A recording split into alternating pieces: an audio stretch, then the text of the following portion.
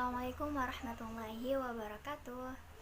Halo teman-teman, perkenalkan nama saya Akroma Ramadhani dari jurusan Komunikasi dan Penyiaran Islam semester 4C, Fakultas Usuluddin Adab dan Dakwah IAIN Syekh Nurjati Cirebon. Nah, di video kali ini saya ingin mempresentasikan mengenai 5 teori komunikasi massa. Apa aja sih teori-teorinya? Namun sebelum itu, saya ingin menjelaskan mengenai apa itu teori dan apa itu komunikasi massa.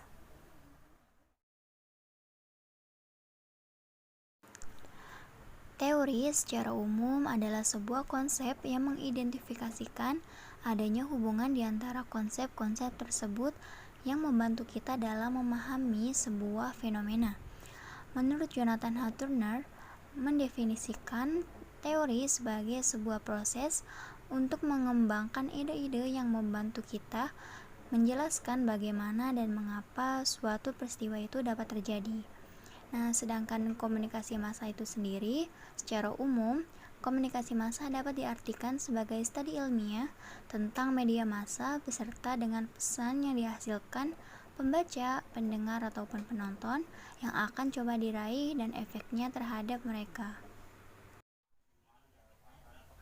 Dari banyaknya teori komunikasi massa, saya hanya akan menjelaskan 5 saja teori komunikasi massa beserta dengan contoh-contohnya. Nah, berikut adalah 5 teori komunikasi massa. Teori pertama yaitu teori pengaturan agenda atau agenda setting theory. Teori pengaturan agenda merupakan salah satu teori yang menjelaskan efek kumulatif media. Beberapa tokoh yang merumuskan teori ini adalah Bernard John, Maxwell M.C. Combs, dan Donald Shaw. Teori pengaturan media menggambarkan kekuatan pengaruh media. Inti dari teori pengaturan media adalah pembentukan kepedulian dan perhatian publik terhadap beberapa isu yang ditampilkan oleh media berita. Terdapat 2 asumsi dasar yang mendasari sebagian besar penelitian mengenai peraturan media, yaitu bahwa pers dan media tidak merefleksikan kenyataan yang sebenarnya setelah dilakukan penyaringan, dan konsentrasi media terhadap beberapa isu dan subjek mengajak publik untuk menerima isu tersebut lebih penting daripada isu lainnya. Nah, contoh yang paling nyata adalah tayangan berita di televisi. Ketika marak kasus kekerasan seksual pada anak, masyarakat menerima informasi tersebut sebagai gambaran dari realitas yang terjadi sesungguhnya, meski sebenarnya mereka tidak mengalaminya secara langsung. Informasi ini membuat masyarakat menyadari akan urgensi dari perkara tersebut dan lebih peka terhadap indikasi yang mengarah pada kasus tersebut. Teori yang kedua yaitu teori penggunaan dan kepuasan atau use and gratification theory. Teori ini digagas oleh Elihu Kazhaygi, Plummer, dan Michel. Teori ini muncul sebagai reaksi terhadap penelitian komunikasi massa tradisional yang menekankan pada pengirim dan pesan. Teori penggunaan dan kepuasan ini menekankan pada khalayak yang aktif dalam menggunakan media massa. Yang menjadi poin utama pada teori ini adalah orientasi psikologis dalam memenuhi kebutuhan, motivasi, dan kepuasan pengguna dalam media massa. Inti dari teori penggunaan dan kepuasan terletak pada asumsi anggota khalayak yang secara aktif mencari media massa untuk memenuhi kebutuhan masing-masing individu.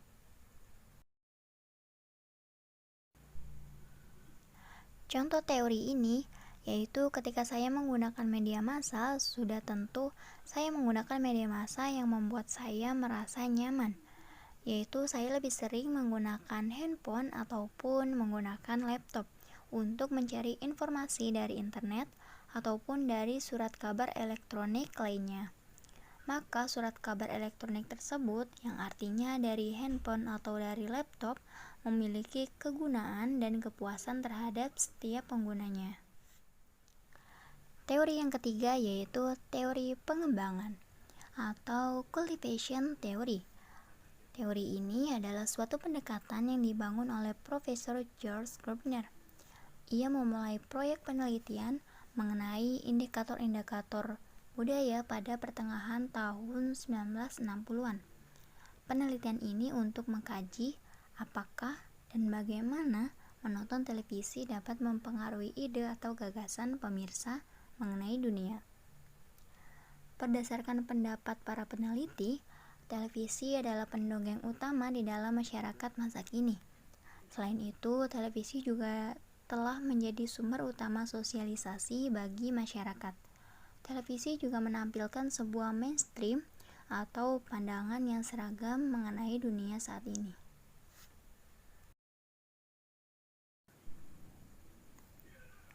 Contohnya, akhir-akhir ini televisi banyak memberitakan tentang kasus kriminalitas, seperti kasus penculikan anak, pedofilia, pelecehan terhadap anak, pembunuhan, dan tindak kriminalitas lainnya. Dengan adanya hal itu, banyak orang tua yang khawatir terhadap kondisi lingkungan sekitar yang mereka anggap seperti yang diberitakan pada televisi tersebut. Teori keempat yaitu teori spiral keheningan atau Spiral of Silence Theory. Teori ini diperkenalkan oleh Elizabeth Noel Newman pada tahun 1974, menggambarkan hubungan efek media terhadap pembentukan opini publik dan pola perilaku demokratis. Frasa Spiral of Silence mengacu pada bagaimana orang-orang yang cenderung untuk tetap diam ketika mereka merasa pandangannya merupakan minoritas. Setiap individu yang melihat opininya sendiri diterima akan mengekspresikannya. Sementara itu, mereka yang berpikir dirinya sebagai minoritas akan menekankan pandangannya. Para inovator dan agen perubahan tidak takut dalam menyuarakan pendapat yang berbeda, sebagaimana mereka tidak takut terhadap isolasi.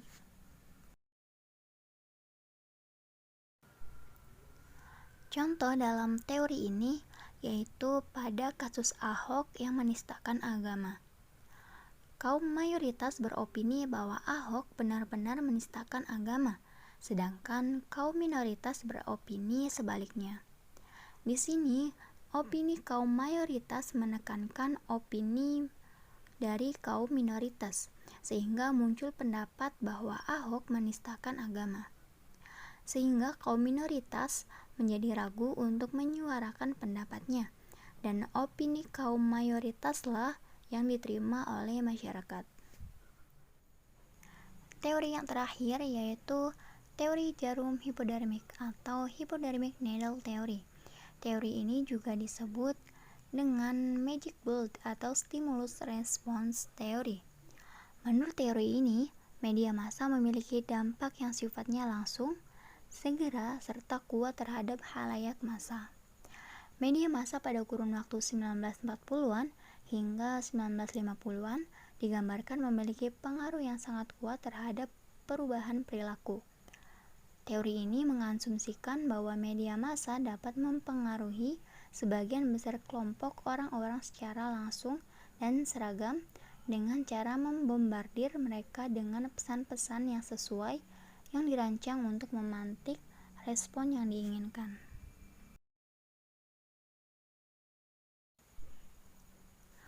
Contoh pada teori ini yaitu pada iklan air mineral yang bermerek Aqua, di mana pada saat produk air mineral ini dipublikasikan, secara langsung bisa mempengaruhi asumsi khalayak bahwasanya air mineral itu adalah Aqua. Sehingga sampai saat ini, Aqua sudah terdoktrin di ingatan khalayak. Nah, itu dia penjelasan mengenai 5 teori komunikasi massa. Semoga video kali ini dapat menambah wawasan Anda dan dapat bermanfaat bagi semua orang. Terima kasih, saya akhiri. Wassalamualaikum warahmatullahi wabarakatuh.